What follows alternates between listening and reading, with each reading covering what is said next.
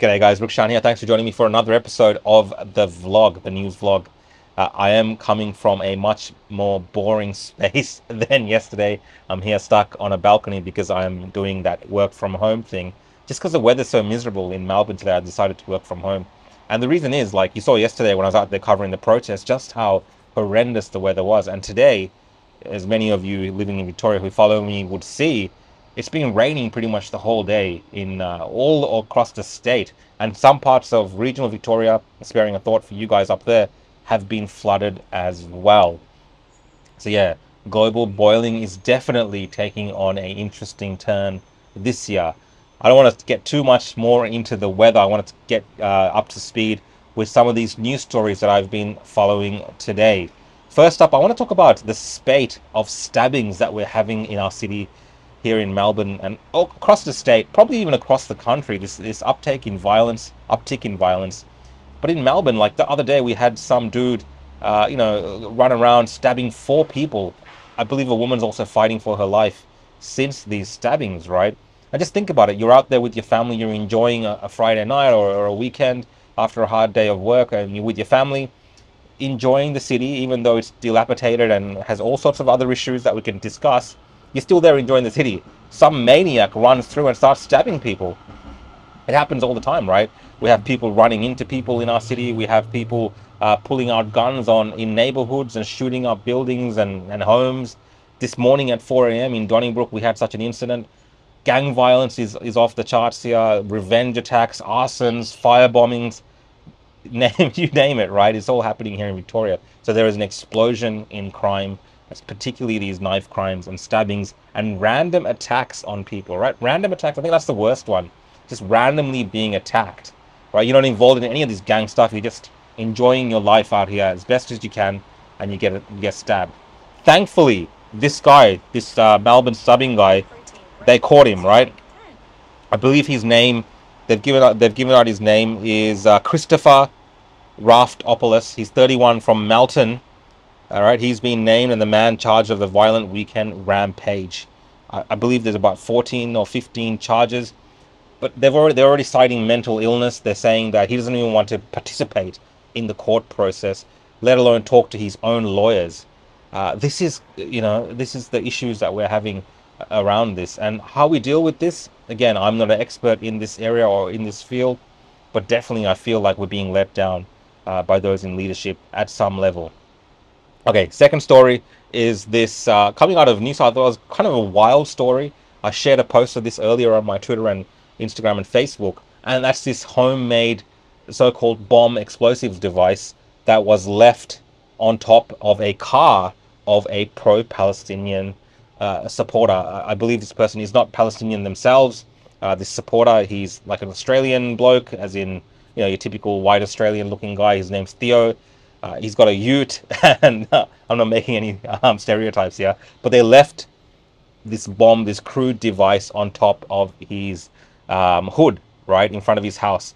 Now, what's distinct about his particular house is, since about November, he has been displaying a Palestinian flag at the front of his house in order to support the Palestinian cause, and according to him, be on the right side of history. And he's got a chalkboard up as well where he writes about the crimes of the Israeli government and the IDF that he alleges them of having committed on that chalkboard, regularly changing it as new things come up, right? So this is the guy that has been allegedly now the victim of a bomb threat, of an attack of this manner, of intimidation. Some people are even saying it's a form of terrorism. Now, we know that the New South Wales bomb disposal unit, this police vehicle, came around and inspected the item and found that it was an inert improvised explosive device, which I think is technical for saying that it is, it could be potentially made into some sort of explosive device or a bomb, but as it is, without adding those extra little things to it, it's more so a fake bomb, right? It's a threat. And if you looked at this thing, it's like a jerry can. It's got like some nails bolted onto it or stuck onto it on the side. It's got 2 rags in it. It's got a bit of petrol in it. ridiculous stuff, right? Like, we've been discussing these type of issues in our country now for the last couple of months, particularly on the back of this most recent conflict in the Middle East, and these growing tensions and this growing need to express it in violent manners against different groups. Completely un-Australian, completely unnecessary in this country. We have our own issues despite all of these things, and there are many humanitarian issues around this that we should be either advocating for or concerned about. But to bring violence against each other onto our streets, because these things usually end up causing some type of reaction as well. And the worst part of all of this is, as far as the making of this video, there's no suspects, right? I haven't seen any video evidence of who did this. There's no photo evidence. There's no eyewitnesses, as far as I know, at the moment, or no one's come forward. So there's no one, right? They're investigating this. But in the meantime, what's happening?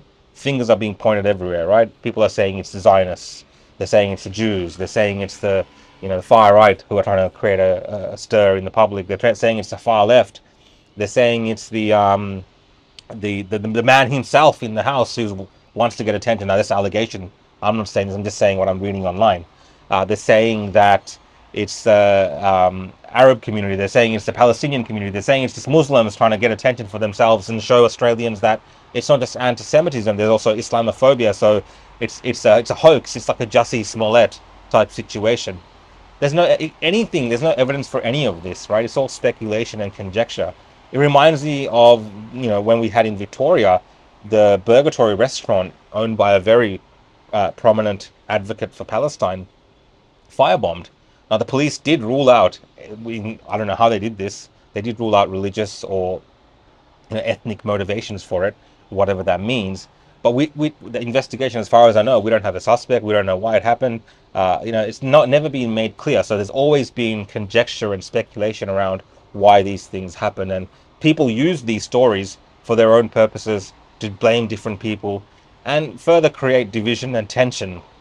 Some people even say just the mere act of acknowledging these stories and talking about it, like what I'm doing, is to further fuel and this division and add to it. I have a different take on this. I think it's necessary that we continue to call this stuff out, that all of us, regardless of what our opinions and thoughts are, should be condemning this type of violence in our society. In Australia, there is no place for it, and everyone should be condemning it and not supporting anything of this manner. So I've condemned a lot of other things to do with the actions of these pro-Palestine protests that have happened, where they've made people uncomfortable in unnecessary ways, I believe, even though it's their right to protest and do these things. A lot of it's been unnecessary and created social division. It really hasn't worked for cohesion in our societies, and sometimes it's been very deliberate. In the same way, these acts of intimidation we're seeing through even just a threat with this dodgy looking bomb thing, it just adds to that, right? So I'm fully against these kind of things happening in Australia. Now, the last story I wanted to discuss, again related to all of this, is the fact that today, federally at least, well, most states anyway also, we have banned the Nazi salute in Australia and public displays of terror group symbols.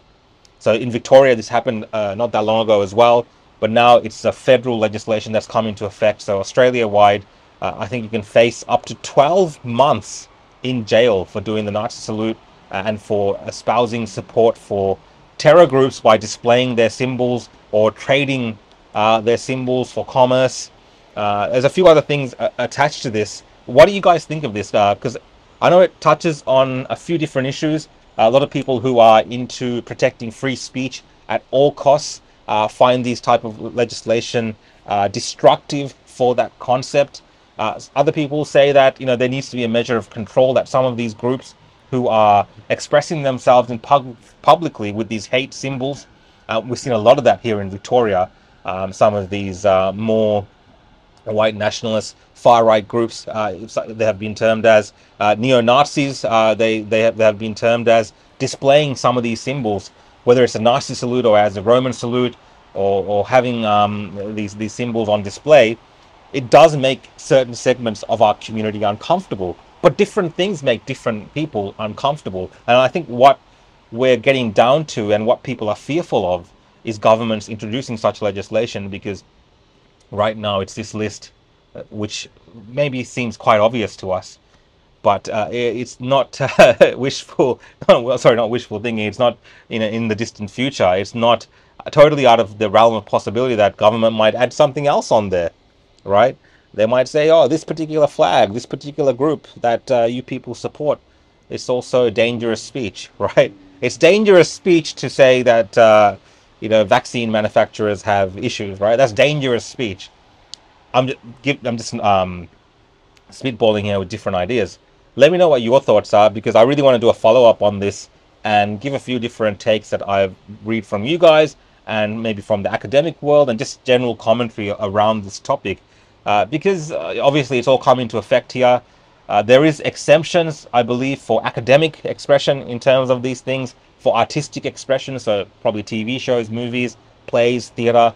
If you want to display these symbols, there are those exceptions to it. But again, there might be times where, regardless of any of this, we've already seen in Victoria, some of these people do not care. They will push the boundaries, or they will take it underground and find different ways to deal with this, with other symbols and with other ways of showing their hate and disregard for society. So that's the third story that I wanted to talk to you guys about, just to get some feedback from you about what you think. Anything else, let me know. I'm going to attempt to continue to do this. I think I'm up to episode... Is this episode 4? Yeah, it's episode 4. So hopefully get to do episode 5.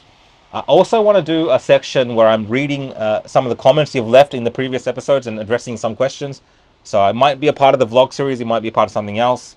But yeah, guys, thank you so much for continuing to watch. Hit the like, share, subscribe button, all that kind of stuff. If you want to follow along. If you don't, that's fine. If you want to unfollow me because you're sick of these daily vlogs, that's fine as well. I'm enjoying doing these. I'm enjoying those of you who are speaking to me about it, so I will continue to make them. Thank you so much, guys. Enjoy the rest of your evening. Take care.